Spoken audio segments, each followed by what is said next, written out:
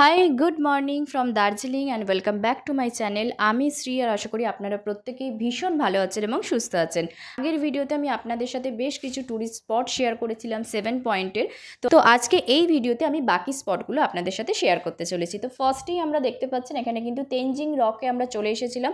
এখানেও আপনি কিন্তু এই অ্যাক্টিভিটিটা করতে পারেন, বাট আমরা যেহেতু ওয়েদার খারাপ ছিল তো সেই কারণে আমি আর কিছু এখানে অ্যাক্টিভিটিস করিনি। বাট এখানে জাস্ট একটু ভিডিওগ্রাফি ফটোগ্রাফি করলাম। আর এখানে দেখতে পাচ্ছেন বেশ কিছু দোকান ছিল, সেখান থেকে কিন্তু আপনারা আপনাদের পছন্দ মতো জিনিস কিনতে পারেন।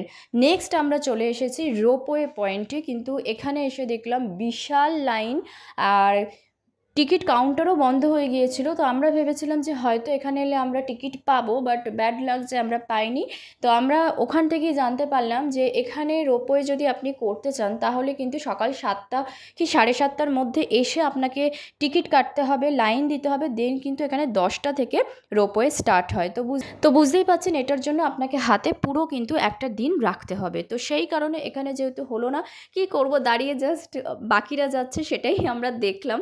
তো ঠিক আছে, ইটস ওকে, নেক্সট টাইম হবে। তো আমরা আবার চলে এলাম।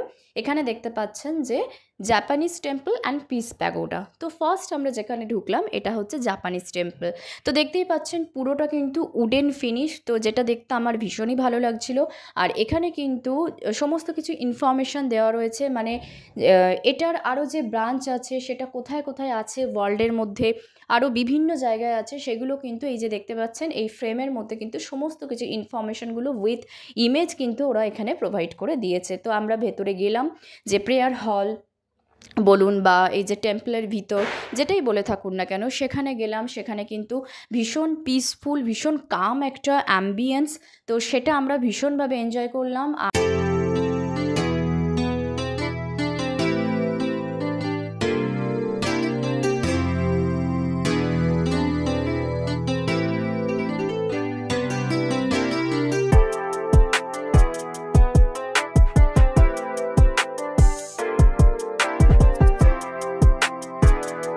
আর এই যে দেখতে পাচ্ছেন এটা হচ্ছে পিস প্যাগোডা। তো এটা আমি ওপর থেকে ভিউটা নিয়েছি। এখানে গৌতম বুদ্ধের মানে একদম ছোটোবেলা থেকে বড় পর্যন্ত মানে সমস্ত কিছু স্টেজেসগুলো কিন্তু এখানে, মানে বেড়ে ওঠার যে চাইল্ডহুড, অ্যাডাল্টহুড সমস্ত কিছু কিন্তু এখানে ক্লিয়ারলি দেখানো হয়েছে। তো সেটাও আমরা দেখলাম, ভীষণ ভালো লাগছিল।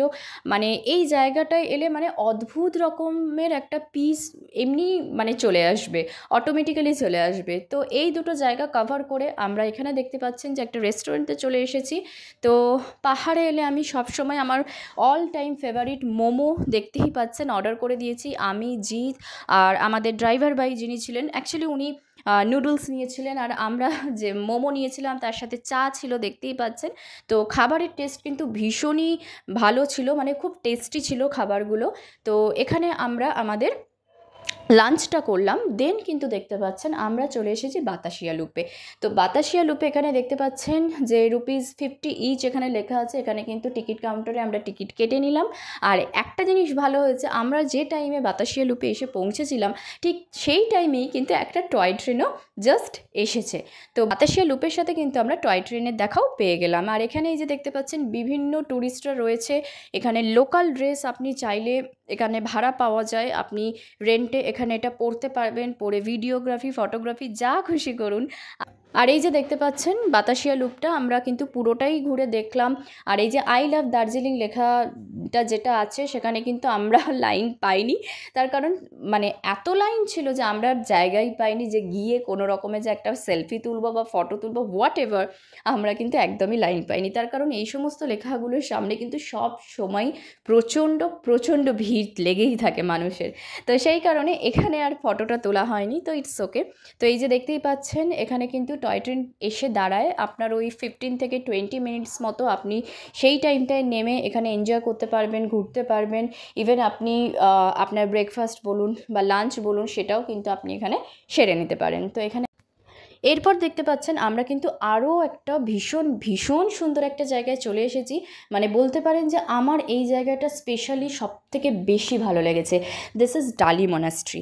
তো আমাদেরকে ড্রাইভার ভাই বলেছিল যে আমরা কোনটায় যাব, ঘুম মনাস্ট্রি না ডালি মনাস্ট্রি। তো ঘুম মনাস্ট্রিতে আমাদের যাওয়া হয়নি, বাট আমরা ডালি মনাস্ট্রিতে এসেছিলাম। আপনারা বাইরে থেকে লুকটা দেখেই বুঝতে পারছেন ভীষণ সুন্দর। বাট এখানেও কিন্তু এই সেম জিনিস, ভিতরে যে মিউজিয়ামটা আছে সেখানে কিন্তু কোনো রকম ভিডিওগ্রাফি ফটোগ্রাফি অ্যালাউ না, মানে স্ট্রিক্টলি প্রোহিবিটেড যাকে বলে। আর এর ভেতরে যে প্রেয়ার হলটা ছিল, ও মাই গড কী বলবো আপনাদেরকে, ভীষণ ভীষণ সুন্দর ছিল। মানে এতটাই পিসফুল, এতটাই কাম একটা অ্যাম্বিয়েন্স, মনে হচ্ছিলো যে ওখানে বসেই থাকি। মানে একটা পিন পড়লেও মনে হবে যে সাউন্ড শোনা যাচ্ছে, এরকম একটা ভীষণ ভীষণ সুন্দর। তো এই ডালি মনাস্ট্রিটা কিন্তু আমার পার্সোনালি ভীষণ ভালো লেগেছে। তো আমরা আমাদের 7 পয়েন্টস কমপ্লিট করলাম, দেন কিন্তু আমরা আবার আমাদের হোটেলে ব্যাক করলাম। দেখতেই পাচ্ছেন হোটেলে ব্যাক করে আমরা একটু রেস্ট করলাম, একটু ঘুমালাম, দেন কিন্তু আমরা বিকেলবেলা আবার রেডি হয়ে চলে এলাম ম্যাল রোডে। তো এই যে দেখতেই পাচ্ছেন ম্যাল রোডে কিন্তু অ্যাজ ইউজুয়াল ম্যাল রোড বাকি দিনগুলোর মতো আজকেও কিন্তু চারদিকটা দেখতেই পাচ্ছেন আলোতে সেজে উঠেছে।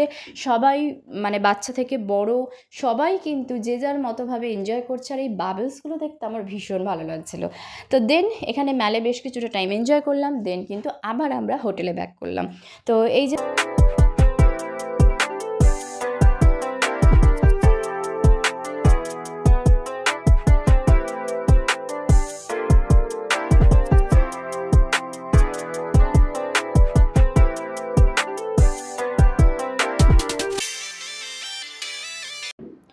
সো চলুন এখন ডিনারটাকে করে নেওয়া যাক। আর আজকে কিন্তু ডিনারের শেষ পাতে মিষ্টিও ছিল, যেটা কিন্তু জিতের all time favourite. So anyways চলুন ডিনারটা করে নেওয়া যাক। আর আজকের ভিডিওটা আমি এখানেই এন্ড করছি, দেখা হচ্ছে নেক্সট ভিডিওতে। আপনারা প্রত্যেকেই ভীষণ ভালো থাকবেন এবং সুস্থ থাকবেন। বাই।